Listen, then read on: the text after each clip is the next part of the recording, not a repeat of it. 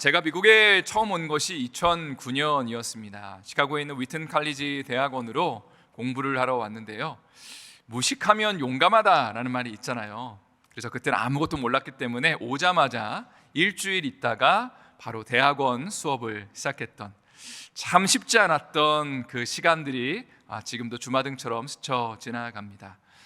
특별히 제가 다니는 학교에는요, 백인들이 대부분인 학교였습니다. 그래서 참 영어 공부하기에는 참 좋았지만 한 가지 참 힘들었던 건 뭐냐면 학생들과 교수님들이 제가 영어를 못하는 걸 이해를 못했습니다. 너 왜 영어를 못하니? 정말 이해를 하지 못하는 그런 일들이 참 많이 있었습니다. 교수님 중에 그렉 빌이라는 교수님이 계셨는데요, 참 유명한 저명한 신약학자입니다. 저 위튼 칼리지에서 가르치시다가 나중에 웨스트민스터 신학교에 가셔서 가르치다가 은퇴를 지금은 하신 걸로 알고 있는데요, 이분이 정말 수업을 너무 힘들게, 너무 빡세게 가르치셨어요. 그래서 학생들이 교수님 너무 힘들어요, 정말로 숙제 좀 그만 내주세요, 이렇게 원성을 자자했었는데, 그때마다 교수님이 하셨던 그 반응이 무엇이었냐면, 그래 얼마나 힘드니, 그래 너희를 위로하고 싶다, 그렇지만 숙제는 다 해야 된다라고, 더 힘을 내야 된다라고 저희를 채찍질하셨던 그런 기억이 있습니다. 이렇게 참 바쁘고 힘들게 대학원 생활을 했지만 시간이 날 때마다 저와 제 아내가 항상 좀 누군가를 돕기 위해서 찾아간 곳이 어디였냐면요, 시카고에 이제 도시 선교를 하는, 노숙자를 섬기는 그곳에 저희가 자주 가서 그 노숙자들을 섬기는 사역들을 감당하였습니다. 그 사역지에서 섬기셨던 목사님이요, 김광수 목사님이란 분인데, 참 어르신 목사님이었는데 참 존경스럽고 하나님을 사랑하는 분이었습니다. 사역을 하는데 참 감사하고 좋았던 것은, 사실 시카고 다운타운에 노숙하는 사람들, 또 마약하는 사람들, 알코올 중독자들이 참 많이 있었는데, 이 사역을 통해서 사람들이 정말 깨어지고 회심하고 예수님 만나서, 어떤 사람들은 마약하던 사람들이 신학교를 가서 이제 목사가 되고, 또 어떤 사람들은 선교사로 파송되는 그런 일들이 있었습니다. 그래서 정말 복음에 정말 살아 움직이는 그 현장 속에 있으면서 하나님, 어떻게 이런 사역들이 가능할까, 그런 질문을 하게 됐는데요, 몇 가지 요인을 생각을 해보니까 첫 번째는 하나님이 살아계시기 때문에 그렇다라는 생각이 들었습니다. 하나님이 살아계시니까 못 바꿀 사람도 없고 못 고칠 사람도 없다라는 것이죠. 여러분 아멘이시죠?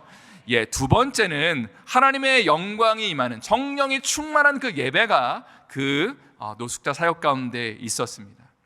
그러니까 웬만한 은혜를 받아서는 마약하는 사람이 끊는 것은 기적 같은 일이지만 성령의 강력한 임재가 있으니까, 그리고 그 속에서 사람들이 눈이 떠지고 정말로 하나님이 영적인 눈을 띄워주시니까 사람들이 거기에 회개하고 주님 앞에 온전히 돌아오며 헌신하는 역사가 있었다는 것입니다.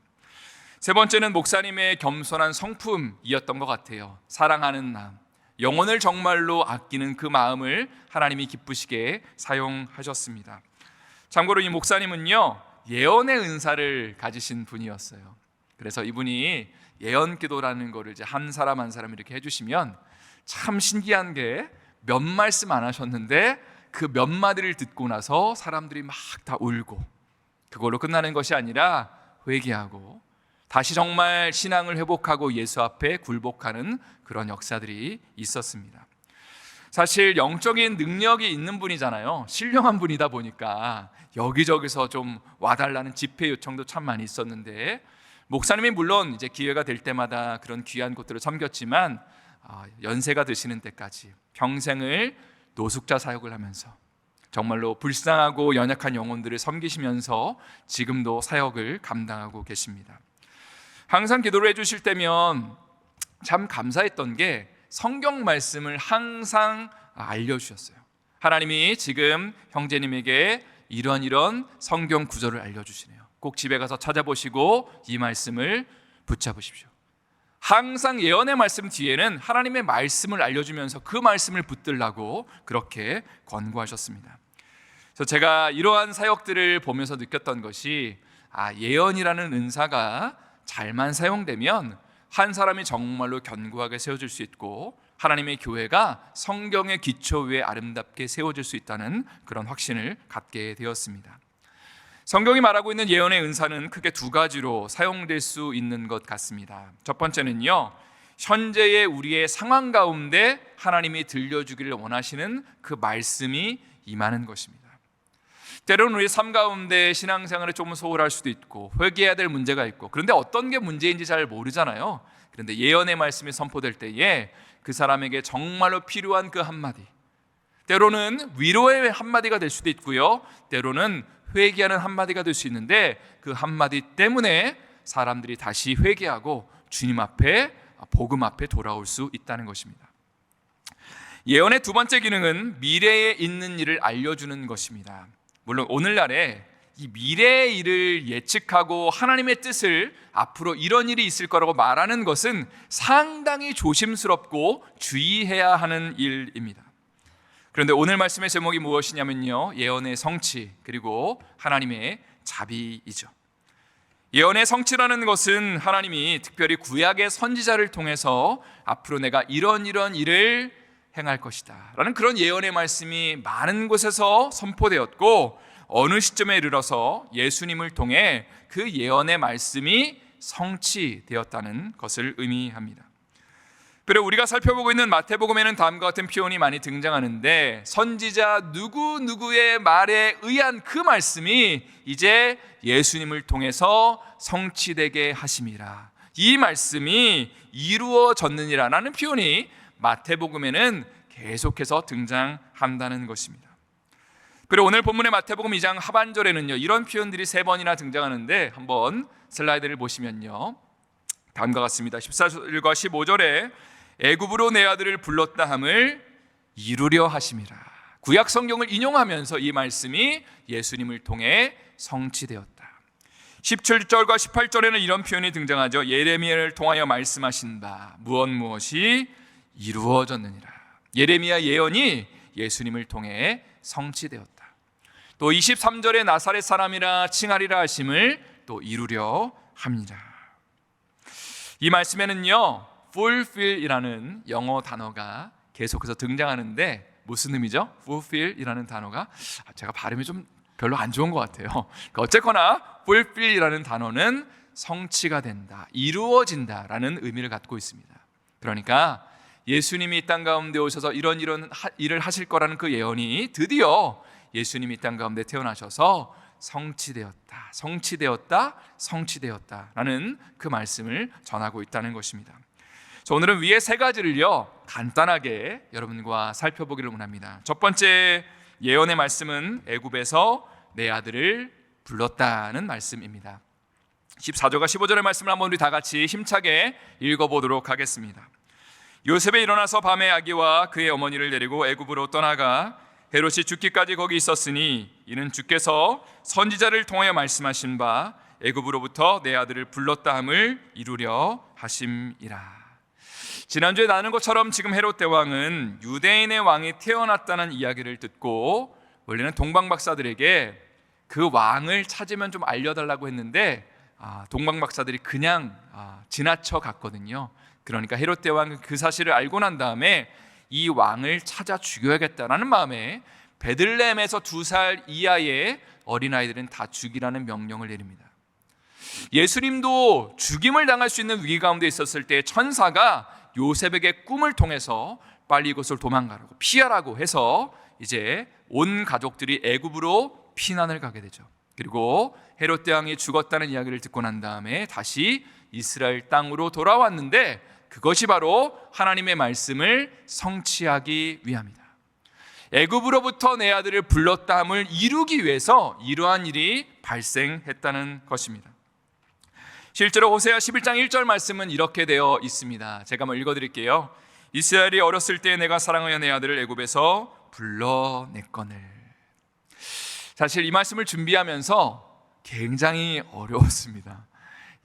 마태는 도대체 이 말씀을 통해서 뭘 근거로 이 말씀이 성취되었다고 하는 거지라는 그런 질문을 계속 던졌는데요, 하나님이 이런 질문에 대한 답들을 보여주셨습니다. 특별히 호세아 11장 1절에 내 아들이라는 표현이 나오는데 그 아들은요 두 가지 의미를 담고 있습니다. 첫 번째는 이스라엘을 가리키는 거예요. 과거에 모세를 통해 출애굽 사건이 일어났죠. 애굽에서 이스라엘 백성들이 끄집어내서 애굽에서 불러내어서 가나안 땅으로 들어가는 그 사건을 지금 호세아 11장 1절 말씀은 이야기하고 있는 것입니다. 두 번째는 예수님을 가리키는 표현이 바로 내 아들입니다. 그러니까 하나님의 아들 예수 그리스도가 애굽으로 지금 아버지 어머니와 함께 내려갔다가 가나안 땅으로 다시 돌아오게 되는 것을 지금 호세아 선지자가 예언했다라고 마태는 이야기하고 있는 것이죠. 모세는 훗날의 메시아를 예표하는 인물입니다. 그러니까 하나님이 모세를 통해서 애굽에 고통당하고 있는 이스라엘 백성들을 끄집어낸 사건, 그것이 먼 훗날에 예수님이 새로운 모세로 이 땅 가운데 오셔서 어떤 일을 행하실지를 보여주는 사건이라는 것이죠. 그래서 오늘 본문에서 예수님이 애굽에 갔다가 이스라엘로 오신 사건은요, 예수님이 새로운 모세로 이 땅 가운데 오신 것을 보여주는 사건입니다. 그래서 예수님은 애굽으로 상징되는 이 세상에 고통하며 방황하는 사람들, 힘들며 구출을 원하는 외치는 그 사람들을 실제로 건져내는 일을 감당하실 거라는 사실이죠. 그리고 모세가 광야를 거쳐서 이스라엘 백성들을 가나안 땅에 데리고 간 것처럼 예수님도 그 역할을 감당하게 될 거라는 말씀입니다. 세계관이라는 단어가 있습니다. 월드뷰, 세상을 보는 관점이라는 의미인데요. 이 땅 가운데 어떤 사람들은 이 세계관을 어떤 세계관을 갖고 있냐면요, 돈이 전부다라는 세계관을 갖고 있습니다. 모든 게 다 돈으로 보이겠죠. 이런 얘기를 들은 적이 있어요. 어떤 사람들한테는 돈의 흐름이 보인다. 혹시 그런 분 계세요? 혹시? 저는 돈의 흐름이 보여, 목사님. 그래서 이런 분들은 돈의 그 흐름을 잘 파악해서 돈을 잘 버는 재주를 갖고 있다고 합니다.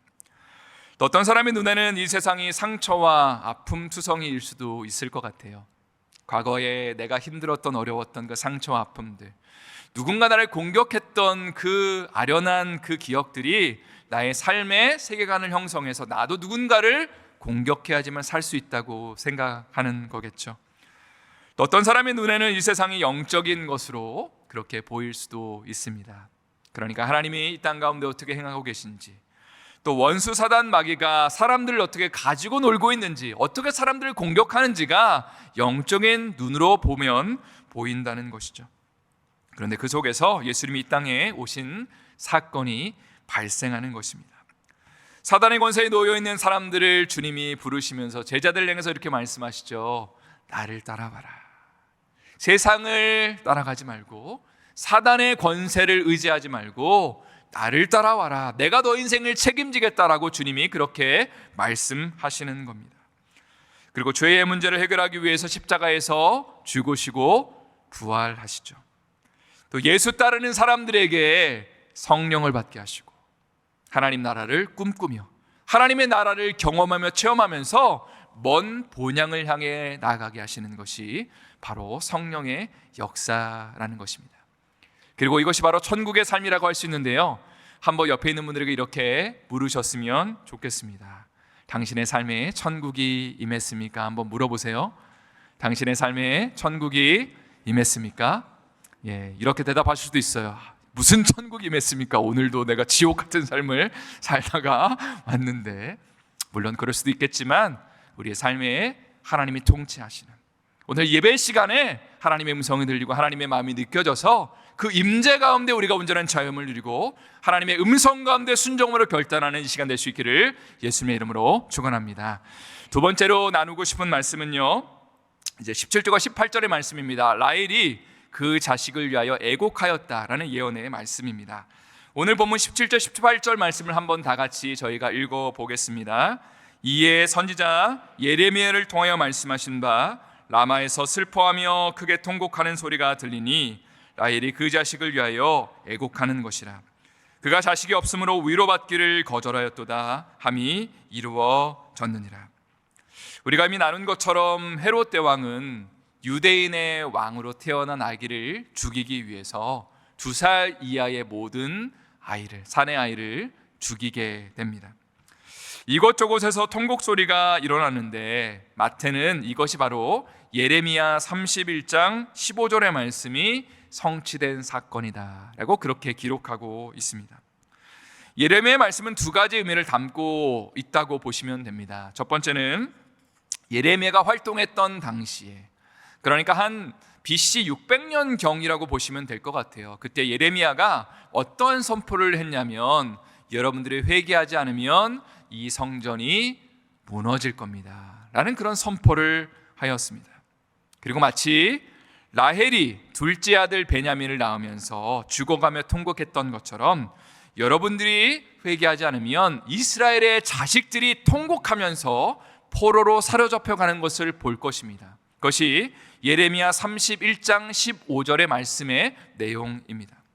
실제로 예레미야 생전에 이런 일이 발생했습니다. 남유다가 실제로 이제 망하는 역사가 있었고 수많은 사람들이 포로로 사로잡혀 가는 가운데 라헬이 그 모습을 보면서 통곡하는 모습이 상징적으로 있었다는 것이죠. 두 번째로 예레미야의 예언은 오늘 본문에서 2살 이하의 아이들이 죽임당하는 사건을 가리키고 있습니다. 참고로 오늘 본문에 등장하는 라헬이라는 그 여인의 무덤이 어디 있냐면요, 베들레헴 근처에 있거든요. 그러니까 상징적으로 지금 베들레헴에서 사내 아이들이 죽어가는 그 모습, 여인들이 통곡하는 그 모습을 바로 라헬이 그 무덤에서 옆에서 지켜보면서 함께 통곡하고 있다는 것이죠. 바로 이러한 장면을 상상하면서 지금 마태는 예레미야의 예언이 지금 이때에 이루어졌다라고 지금 이야기를 하고 있는 것입니다. 성도 여러분, 오늘 본문을 묵상하면서 예수님이 태어나시는 과정 속에 하나님이 왜 이렇게 슬프고 힘든 시간을 허락하셨을까 질문을 하게 됩니다. 그리고 이런 답을 얻게 되는데 하나님이 주시는 마음은요, 고난에도 하나님의 섭리가 있고 하나님의 뜻이 있다는 것이죠.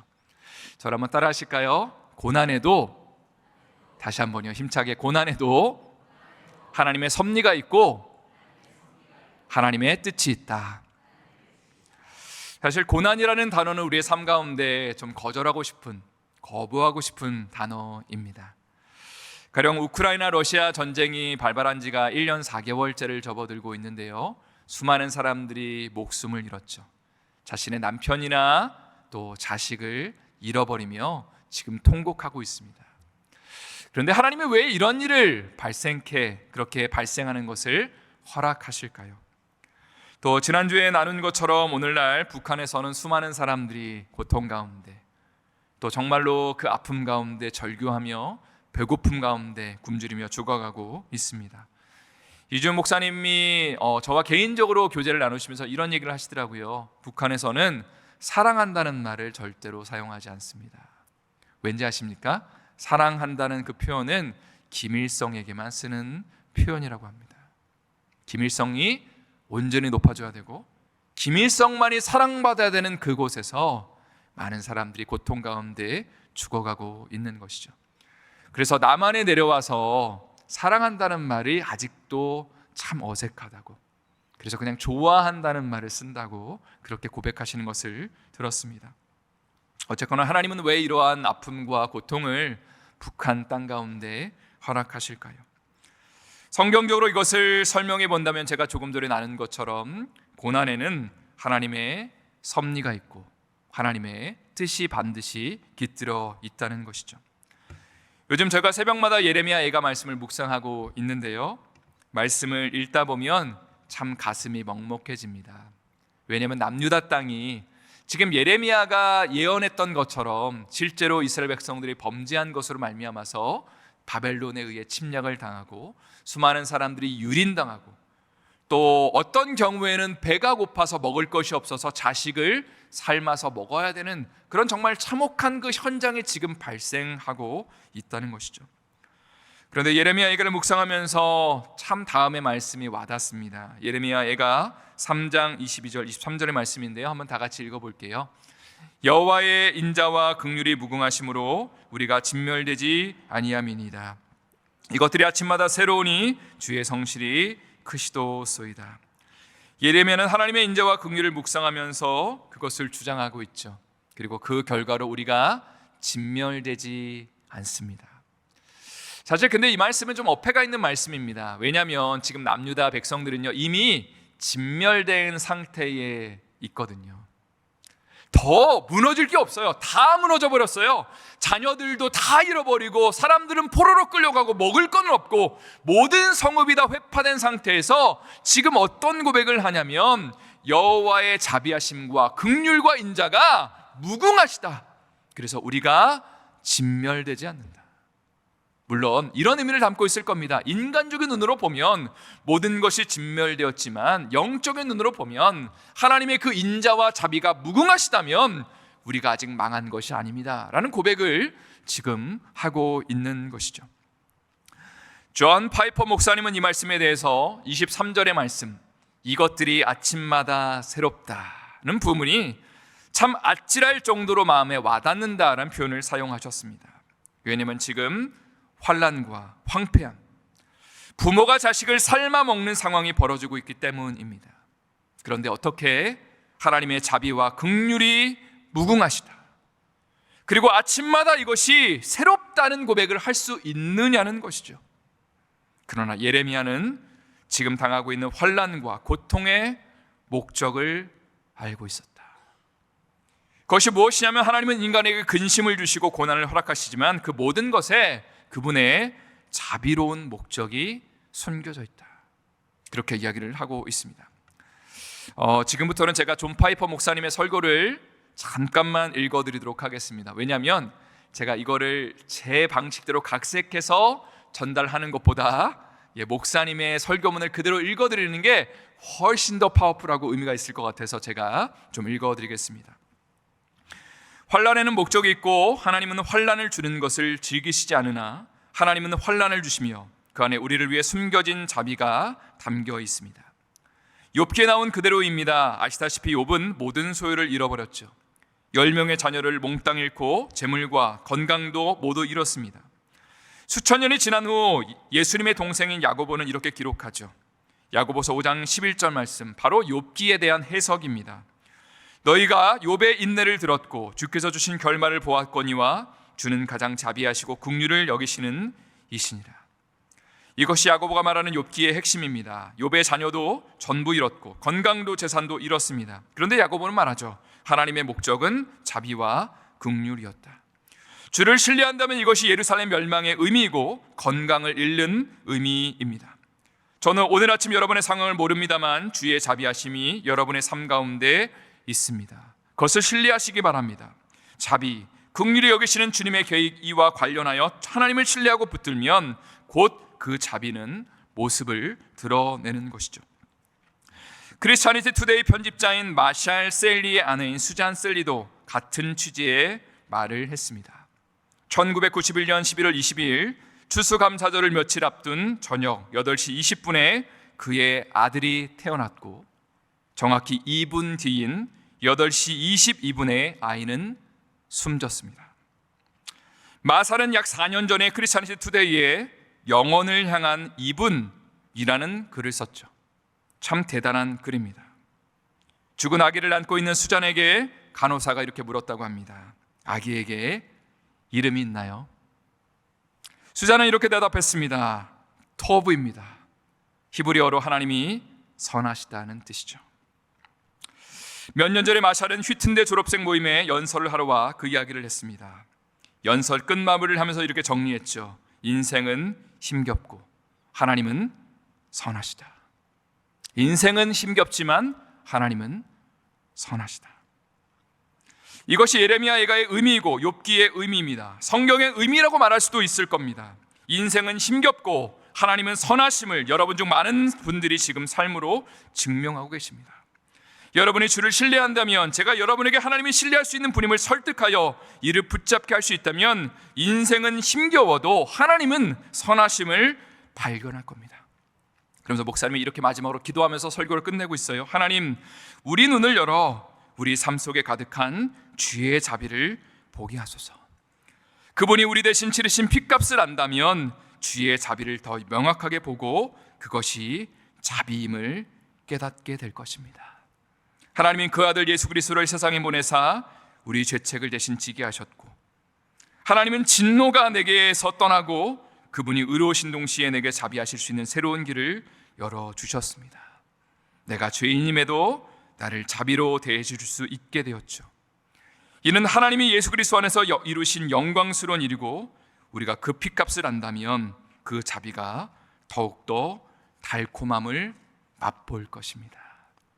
여러분, 우리의 삶 가운데 힘들고 어렵다 할지라도 하나님을 신뢰하는 가운데 그 하나님의 자비하심과 인자하심과 선함을 경험할 수 있기를 예수님의 이름으로 축원합니다. 세 번째로, 마지막으로 간단하게 나눌 것은요, 나사렛 사람이라 칭함받으신 본문입니다. 23절 말씀 한번 다 같이 읽어볼게요. 시작. 나사렛이란 동네에 가서 사니 이는 선지자로 하신 말씀에 나사렛 사람이라 칭하리라 하심을 이루려 함이로라.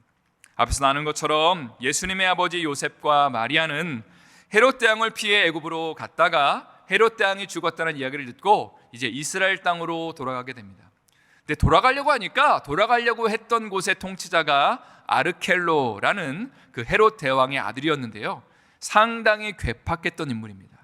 그러니까 그 사람을 무서워하곤 그 찰나에 지금 천사가 꿈속에서 유대 땅으로 가지 말고 갈릴리로 가라는 지시를 했다는 거죠.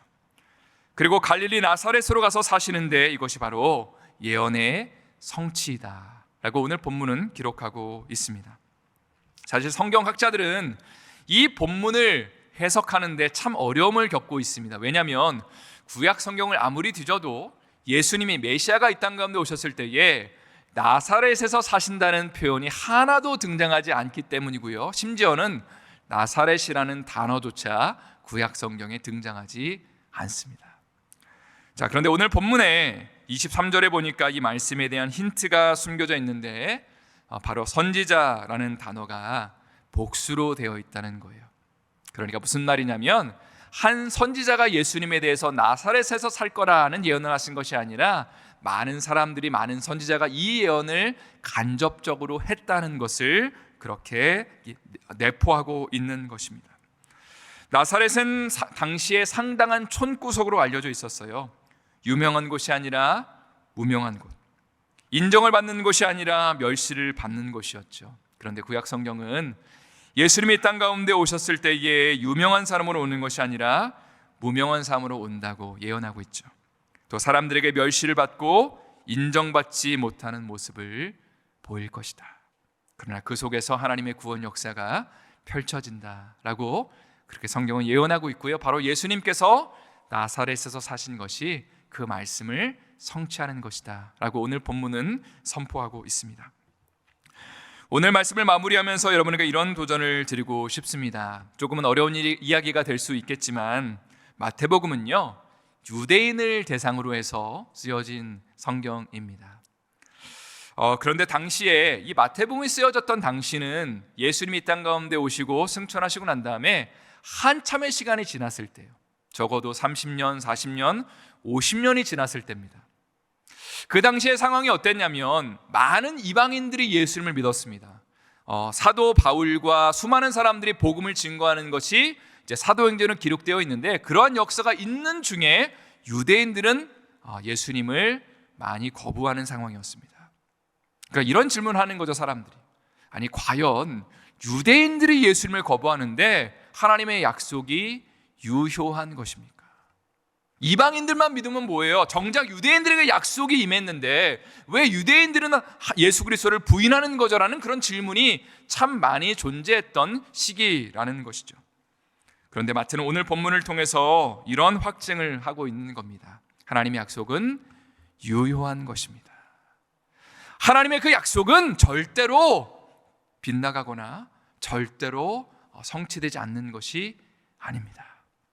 수천 년 전에, 수백 년 전에 예수님이 이 땅 가운데 오신다는 그 예언이 정확하게 이루어졌다.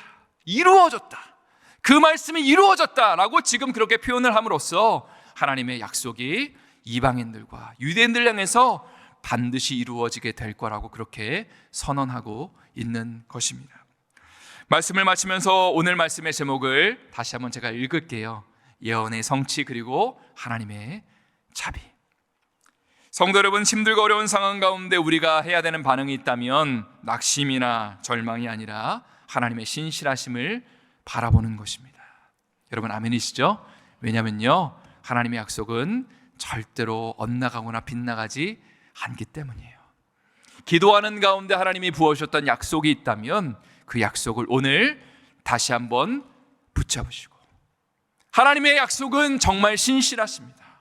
나의 삶을 향한, 우리의 자녀들을 향한 그 약속, 혹은 이 교회를 향한 그 약속, 사람이 주는 약속은 어길 수도 있겠지만 하나님의 그 약속은 영원하시오니 하나님, 내가 오늘 그 약속 가운데 우리의 삶을 드립니다, 우리의 자녀들을 드립니다, 우리의 배우자를 드립니다 고백하며 나갈 때에 하나님의 놀라운 역사가, 무엇보다 우리의 삶을 향한 그 자비하심과 인자하심과 긍휼의 역사가 우리의 삶을 덮을 수 있기를 예수님의 이름으로 축원합니다.